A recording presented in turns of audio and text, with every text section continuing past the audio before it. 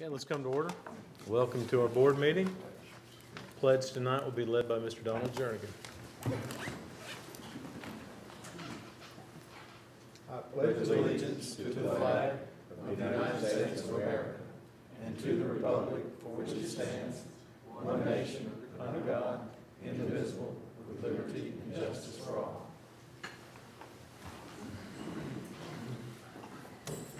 Okay, please join us in a moment of silence.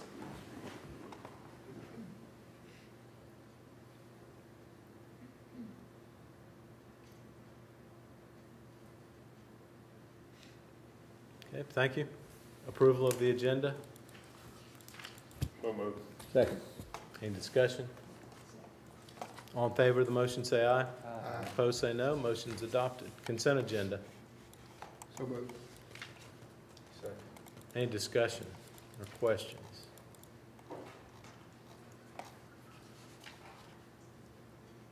Okay, all in favor of the motion say aye.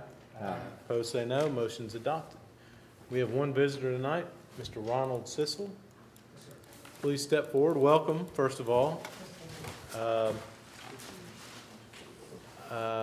We do ask that you maintain or restrict your comments to about 3 minutes if you would. I think we got an email from you yesterday or the day before. I know that I took a look at that. So anyway, please. I will try to do it. Okay. I haven't timed myself today, but it's pretty short. Okay, great. The reason I came here tonight was to bring to your attention a situation between the residents on Walking Drive and Oakland Middle School.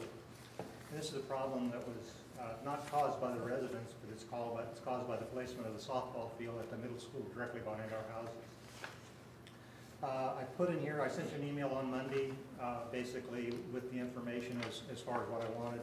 Here is basically from Section 9 of the Murfreesboro City Code, basically having to do with special permit uses, and just some of the things I'd like to quote there to you, just not real long, but basically when you get a special use permit, it's to prevent or minimize any adverse effect on such spatial use. The purpose of the building or the use will not have a substantial or undue adverse effect upon the adjacent property or character of the neighborhood. And the matter will not affect the public's health or safety.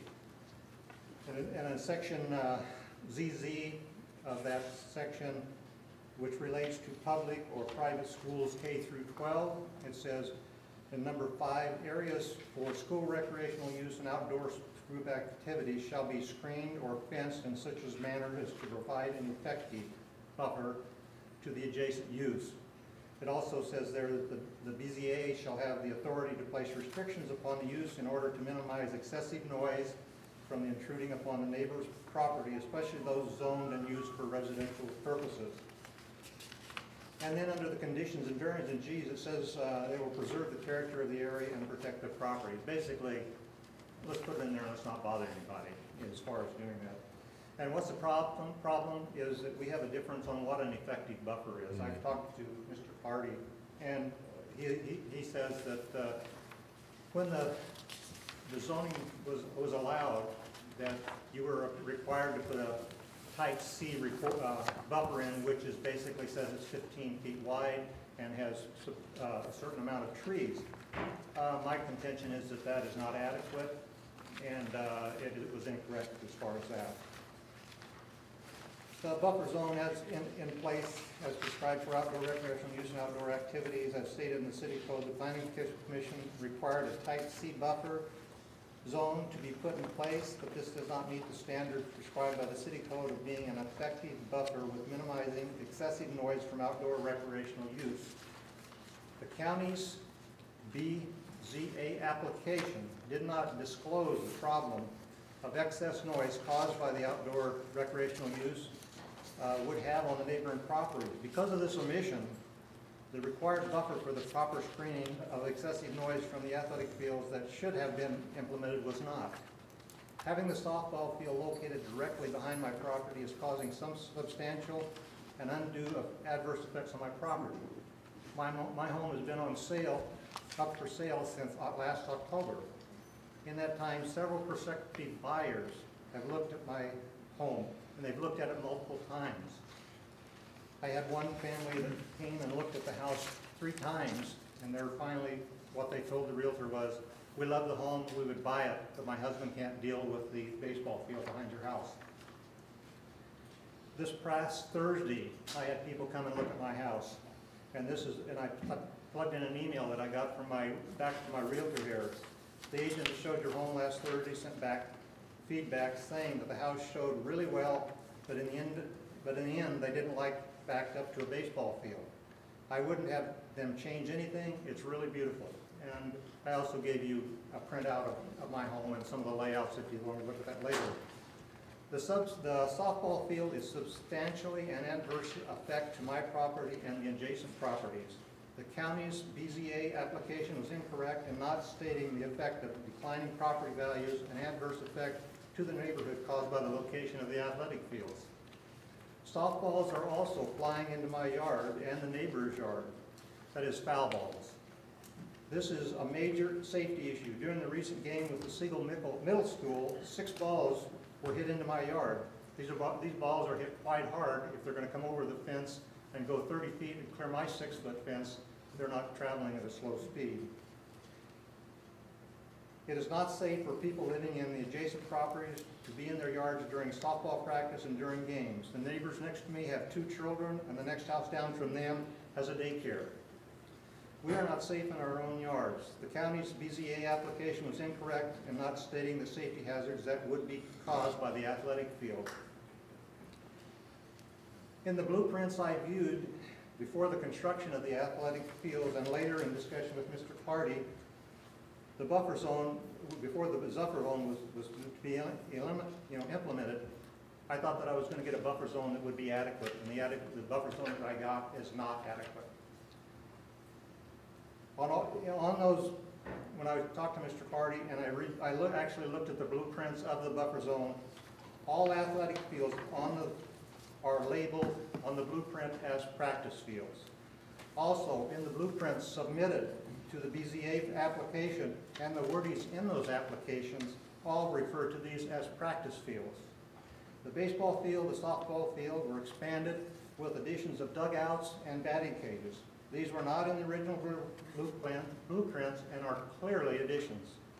These additions were made to turn these fields into game fields, not practice fields, which is not in the BZA application. These structures were built without building permits and are clear violation of the BZA. In my email attachment, I proposed reversing the fields, and on there I included that page on my back page there of, I took a picture from Google Earth, put it there, I marked my home where it's at and where the softball field is, and recommended reversing the softball field and putting the backstop and such as that on the south end of the field instead of the north end of the field. I proposed reversing the softball field and placing the backstop on the south side of the field. By doing this, the noise of the players and the spectators would be moved away from the property line of the residential homes. This is how the softball field is located at Siegel Middle School. I also indicated that when the field is moved, steps should be taken to make the buffer zone behind my home higher to match the tree line, the height of the other properties on the property line. As you come and look at my area, everybody else has a real high buffer line along the tree line. All my trees were clear cut. I have nothing there except what freshly planted, and if you look on that other document I sent you, it will show you a view from my patio looking out. We'll take about 1 more minute, Mr. Sissel. What? 1 more minute or so? Okay, I just have one more paragraph. Okay, great. Okay. In conclusion, the placement of the softball field was not good planning. The people planning the school should have been aware of the negative effects the field would have on the neighboring properties. They should have reported this information to the school board, the planning commission, and the owner of the adjacent properties. I'm asking the school board to take action to correct this matter. I feel any one of you in my situation would be asking the same thing. And again, on the next page it shows a Google view of the fields. The top is the current view, and the one on the bottom is what I suggest changing it to. Well, I'm impressed with your Photoshop ability, or whatever you did to switch that field around. That's a nice, that's a nice image. Snatch It. Okay. Well, I appreciate all the photos and the information you've given us, a pretty clear idea of what the situation is. Mr. Gill? You know, we've had a couple of people express concern with respect to the things that you have. I thought we'd had some sort of resolution. Mr. Clardy went out, met with Miss Eaton and also one of the homeowners. I think we're in compliance with what the city requires.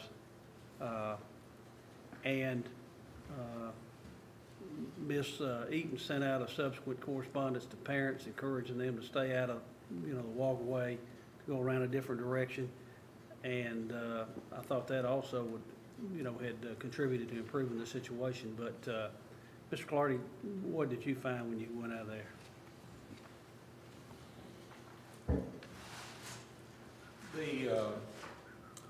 The berm, of course, is not matured yet to the expectations that would give the percentage of shield that it needs to. So I spoke with the city, and the city inspector came out and took a look at it, and he accepted the berm and the planting as meeting their requirements when it was built. But they also suggested that we put a safety fence up around the berm to keep the foot traffic off of that so that the roots and those types of things wouldn't be impacted by the pedestrian traffic. So we did that, and we also posted to keep people off of the berm signs. And the pictures that I saw, there were people standing on the berm. This is the first group of pictures, I guess, that you could see from if you were looking in from your position. And I'm sure that there's a lot more noise there with those people up there cheering, whatever, on top of the berm. So we discussed that with the city. We've met what the city thought we should do to try to do that. Now, from our perspective, we met the requirements at this point. So maybe we kind of monitor it, look at it. I'd like to go over there during the ball game and just see what's going on. Yes, explain the safety fence. The safety fence is just the orange fence that keeps people from walking through there. And we tried to place it in such a way that you couldn't get through unless you came through from one of the yards. So you've already put that up? Yes, sir. Is it feasible to flip the whole thing? How much would that cost? I don't know. I can put some numbers together and take a look at it, do a little feasibility study on it to see. If that is true, why would Binkley Garcia not have flipped it to begin with? I mean, did they not anticipate this being an issue, or? If you look at this picture though, the baseball field is directly across, and if we did this, then your spectators behind the batting screen would possibly be accessible to home runs by the baseball team. So that may be one of the reasons, because it looks like it's in pretty close proximity. So I don't know that you actually could do it without making. Well, that would be unprotected. That's correct. I haven't seen that, so. Terry? I guess, just look at these pictures and everything. These dugouts, I presume, probably built with Booster Club money, correct? Yes, and that's one of the things I want to address. We always put those in as practice field and don't show the dugouts because the school board doesn't finance those. That comes out of the school system and Booster Club, out of the, different schools. And they do that at no cost to the board. We do the fence, we do the sod, and the soil, and a backstop. Just look at this thing. Also, I think the cost to move it and what they've got in place is going to be probably a little bit more than we want to hear. But I would, just looking at this backstop picture and everything, talk about the safety of foul balls. You know, I'd make a recommendation that, you put your net up above there to cut down on the foul balls. The biggest thing it does is, but possibly keep you from moving the field. The biggest thing it does is it takes away the foul ball behind the catcher. But it would eliminate the balls going in. I'm talking about going, you know, you have to set a pole down there by the dugout somewhere on both sides and run your cable across there to expand your net back. But I think that'll take care of your balls getting in the yard issue. We'll do a study on that and Mr. Hodge and see if we can come up with a solution. That might also, could be put in such a way that it might keep people off the berm also. Tim, Could I ask Mr. Sisson a question? you can. Do you see any solution from, I think Terry's right on the foul ball situation, that can be remedied. But I think your concern goes beyond that. Do you see a solution beyond flipping the field? Is there a berm, is there a canyon, is there a mountain we can put in that No, would sir. protect that? No, sir, I don't. I see that's the only way as far as doing that. And it's like Mr. Hodges says here, my daughter is a law professor at WE Allen School of Law. And she says that if I sell my house and lose value on it, I can come back on you and the city for whatever I sell my house below market value. She also says in the which I have the planning commission all going through this now, I can ask to have your special zoning application revoked because of violations. And she says I have an 80% chance of winning that. So that's where I'm coming from. I'm not trying to be obstinate, but it's not a good thing. I'm sure that none of you would want that in your backyard and would accept it.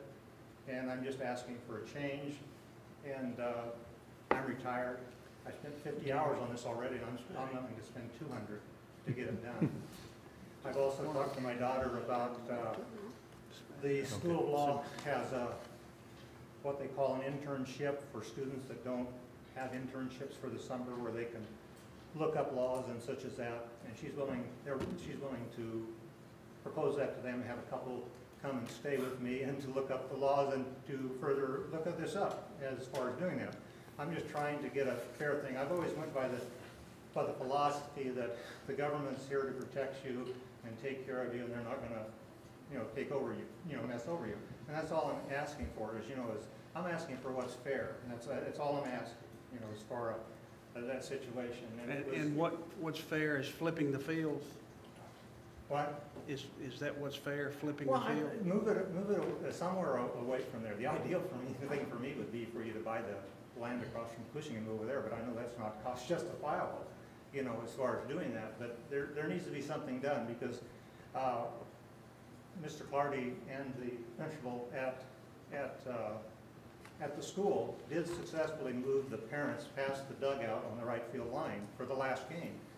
But that's why I included that email from the realtor, because that is the email that I got yesterday from the realtor saying those people came Thursday night at 6 o'clock during the ball game, and that's what they said. They couldn't take the ball field in the back. And I can't expect somebody to buy it if they can't accept it if I can't accept it. So that's where I'm at. So something has to be done, and I don't think leaving it in the present situation. Like 30 feet from my property line, I have a 20-foot high backstop. Which I don't know how long as far as doing that. And the suggestion came out, well, the berm is going to be, mature in a couple years. Why don't you stop all activities on that athletic field until the berm is adequate? Terry. I guess, going back to what you just commented on. Yes, sir. As far as we're violating the BZA, based on what you said. My question to Mr. Clardy, or him getting up there, basically said we're not. I also have 5 others besides those which I didn't bring up, which I won't till I would file a complaint with the planning commission for, for that. I'll go with that. Okay. I think Mr. Gill's offered to go over and take a look. Mr. Clardy and I'll come back and look and see. Okay, I appreciate that. Yeah, sure. And we'll keep you informed. Ms. Michaels probably has your contact information, right? Or if not, if you'll give it to her. And then you'll come back to the board and let us know what you Yes. have found.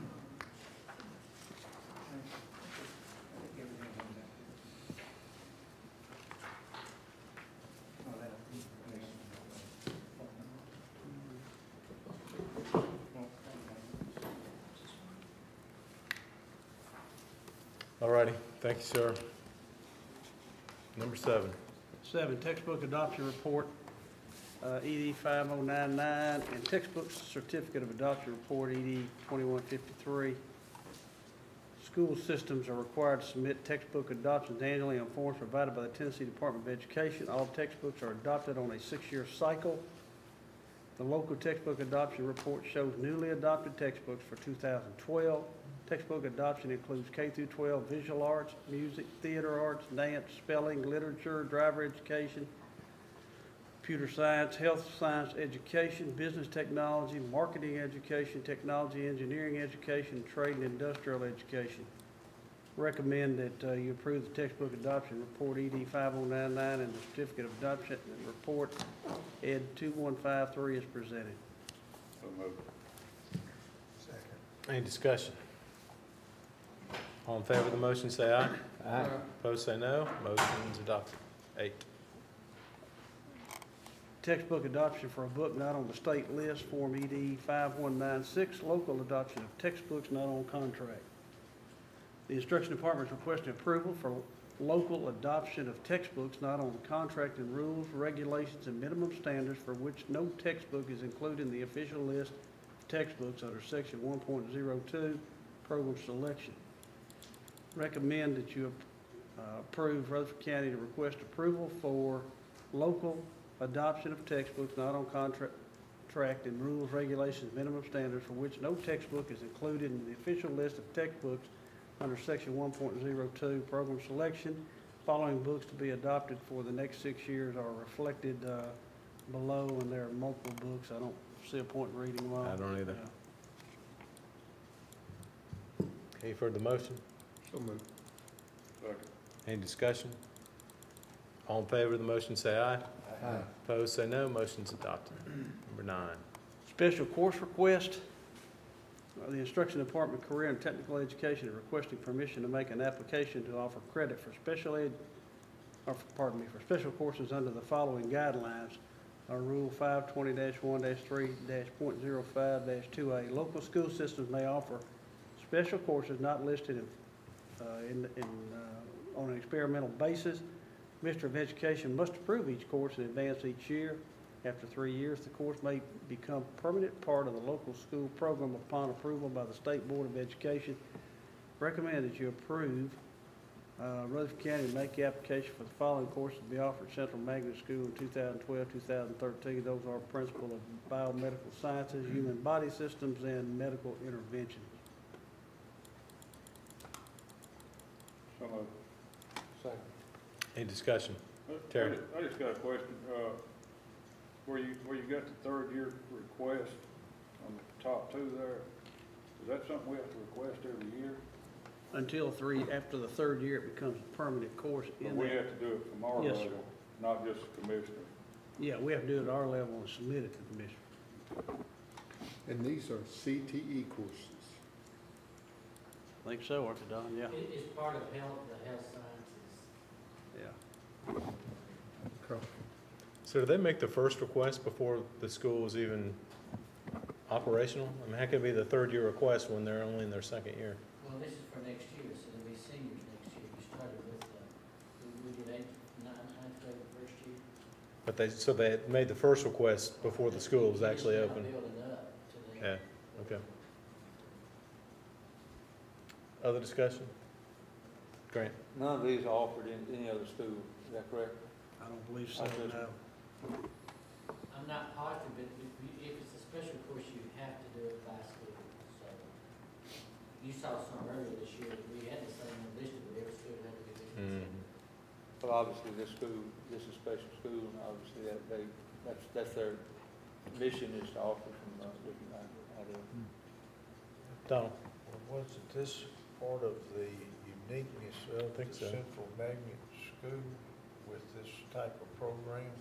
That was one. It's my understanding, yeah. It was engineering and environmental. Yep. In science, yeah.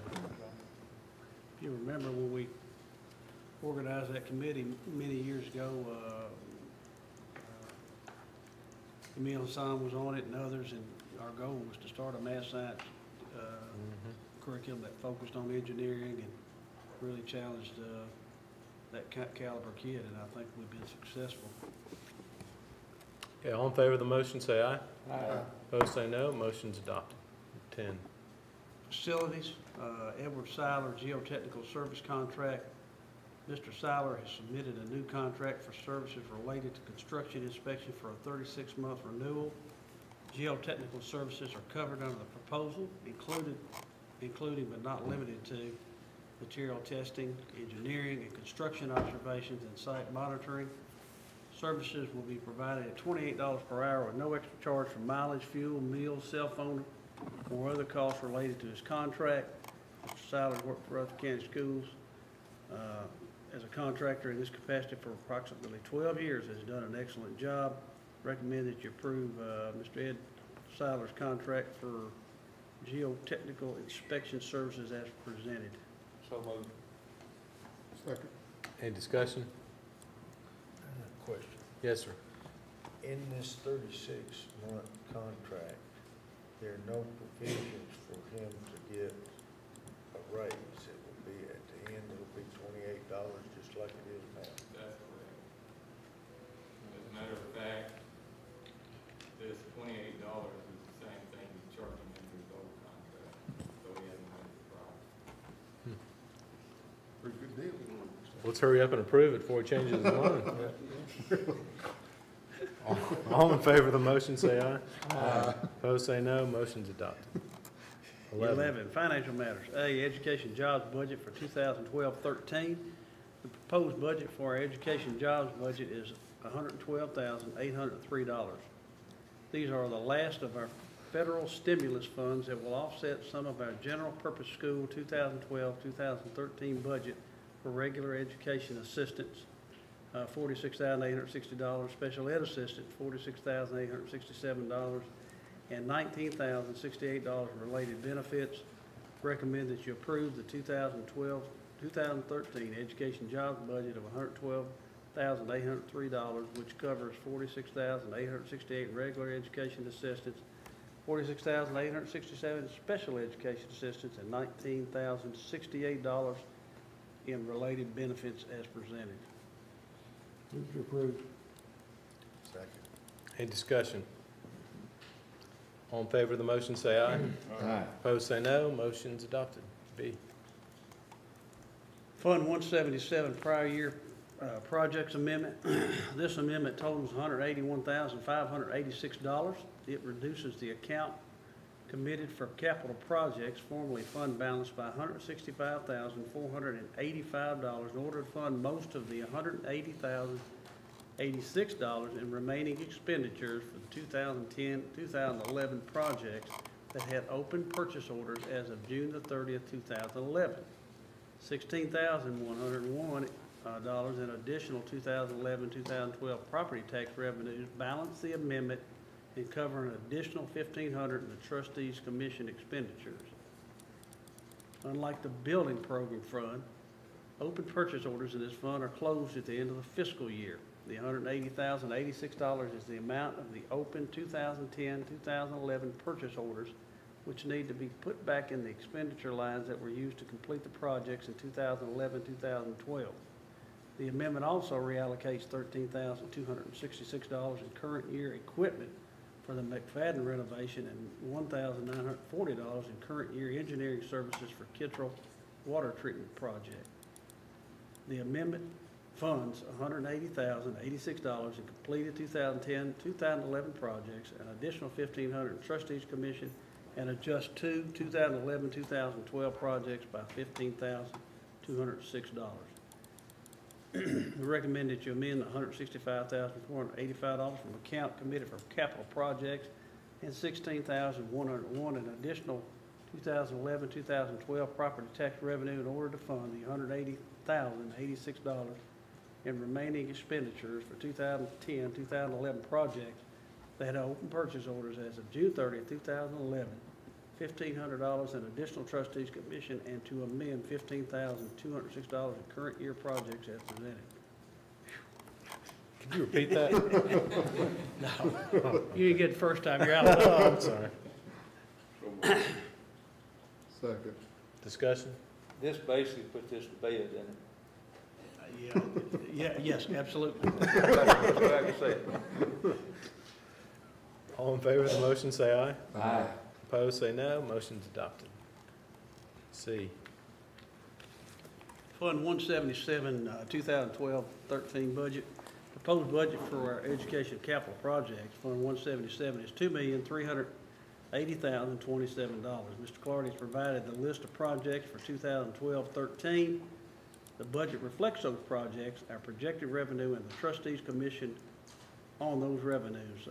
Recommend that you approve the 2012-2013 projects and the $2,380,027 budget for Fund 177, education capital projects as presented. So moved. Second. Any discussion? Donald? All these projects will be bid, will they be bid together or will they bid as separate jobs? They're actually, most of these come off of our canned or intrinsic bids that we have for certain things like roofing. We have a unit price for that already. We have paving. We have a unit price on paving. The sewer lab cases will be bid. And the windows out at Holloway will also be bid. Those unit prices, they carry over from budget year to budget year? Yes, sir. It was, the ones that are approved right now by the board were, for instance, for a period of 3 years or 5 years. Sometimes we have them approved for as much as 5 years. But, for instance, if gas starts going up and the contractors just, get a fine, then sometimes we try to rebid it.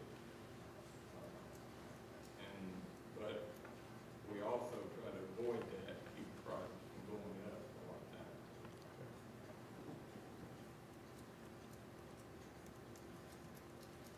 Okay. Other discussion?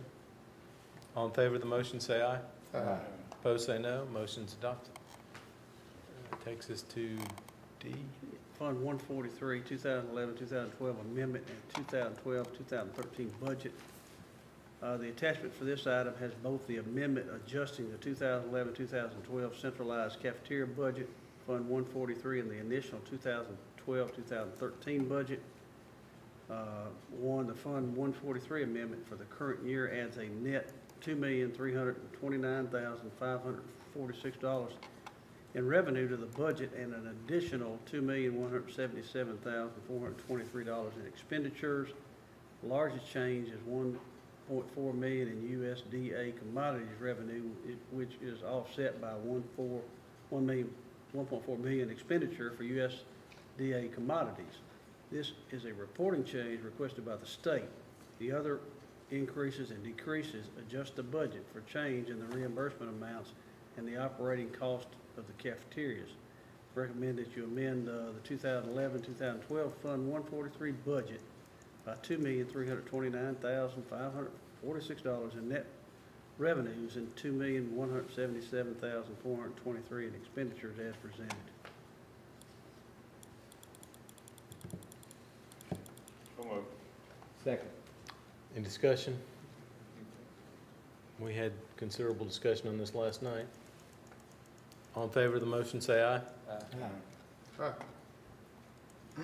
We'll slow out of the gate. That's all right. Opposed, say no. Motion's adopted. Sorry.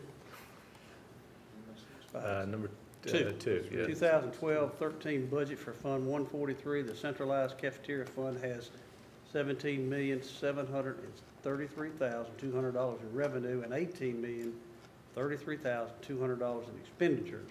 In this fund, we're using $300,000 of fund balance for equipment. This is because the size of our fund balance is limited to 3 months of operating expenditures. And recommend that you approve the 2012-2013 budget for Fund 143, the centralized cafeteria fund, with $17,733,200 in revenues and $18,033,200 in expenditures as presented. So moved. Second. Any discussion? All in favor of the motion, say aye. Aye.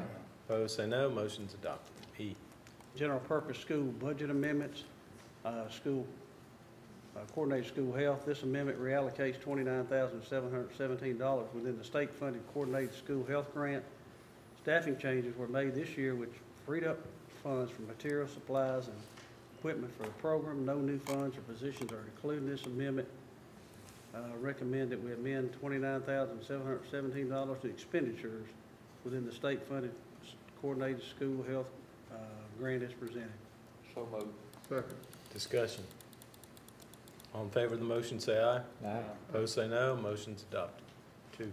Retirement. This amendment reallocates $28,780 within already budgeted state retirement to the major functions where it is needed. No new funds or positions are included in the amendment. Recommend that you amend $28,780 in already budgeted state retirement as presented. So moved. Second. Any discussion? All in favor of the motion, say aye. Aye. Opposed, say no. Motion's adopted. 12. Student discipline appeal. The board has been requested to review the March 29, 2012 decision of the Disciplinary Hearing Authority to uphold the remandment of a student from Laverne High School to Smyrna West Alternative School. This review is pursuant to the provisions of Policy 6.309. Policy states that the board shall review the record and shall, 1, affirm the decision of the DHA, 2, overturn the decision of the DHA, 3, grant a second hearing which would be before the board, or 4, deny a request for a board hearing. Move to affirm the decision of the DHA. I'll second it. Any discussion? We've all read the packet. All in favor of the motion, say aye. Aye. Opposed, say no. Motion's adopted. Let's do general discussion first. Wayne? On the Pledge of Allegiance, y'all kind of heard me get out in front of that too. With the Rotary Club, we have an admiral who kind of corrected the way we would do in the pledge. He says there's no pause under God, whether or not that's a big deal or not, but that's, I've gotten used to saying. I noticed you messing up. Yeah, Okay. twice, but whether or not that's an issue or not, but if you hear me do that from time to time, it's because I've had to relearn at the Rotary Club. So if I'm under God real quick, you'll know why. I just thought you were trying to be holier than the rest of us. No. Oh, okay, good. I've just gotten the habit of following the pledge the way Admiral Taylor. Interesting. Well, you ought to try leading it at elementary school with 1,132 kids and see how many of them get it right. Yes, sir. I thought it was just indigestion. Tim? Maybe to that end, Mr. Gill and I were privileged to attend the Special Olympics opening ceremonies last Thursday, I guess it was, and that was a stadium of 1,000 kids, I guess, and they spread across the field doing the Pledge of Allegiance, so kind of a similar situation, but I want to compliment Lou Pascal, Shirley Bell, John Harris at MTSU, and all the folks that made that happen. When you get the opportunity, you need to go. You just need to be reaffirmed in that. It's a special day. They do it first class. They parade the students around. They're announced to each group, and with the music going in the background. It's first class. It's one of those things that I'm sure that those students will long remember. And so, and whoever was in charge of weather, they did a really nice job as well. So I just want to compliment that. It's a well done event. It's been done for a long, long time, and it's I've been privileged to go 3 or 4 times. It's just a wonderful event. Thank you. Other discussion? Okay, Mr. Gill, you can stay or go. It looks like you want to go. All right, thank you, sir. Mr. Reed, you want to step forward? As the board knows, the board's talked about the director of schools contract several meetings now, and we've looked at the specific contract earlier this week and discussed that. And if the board's so inclined tonight, you're at position. If you want to proceed, you can approve the chairman executing a contract with Marvin Donnell Odom, aka Don Odom, as the director of schools, as proposed by the board attorney. Sort of makes him sound like he's on the most wanted list or something, that whole AKA thing. So a motion would be in order at this point, if you're in the mood? I would please make that motion that we approve that contract. And I will please to second. Any discussion? Call for question, I'm pleased to do that also. All in favor of the motion, say aye. Aye. Opposed, say no. Motion's adopted. So thank you, Don and Jeff, for your good work in making this a very painless process. I really wanted 1 year and $100,000, but I couldn't hear that, Donald, I'm sorry. I said I really wanted 1 year and $100,000. Well, this is a group effort we're doing here, so Don is very happy about that. Did he say he was gonna fund the difference? I didn't hear that part of it, Oh, no. I didn't hear that. We had a deadline of May 15th for getting this done, so is there some sort of bonus involved, Joyce, for us finishing? No, I didn't think so. That was quick. Any other business? We're adjourned.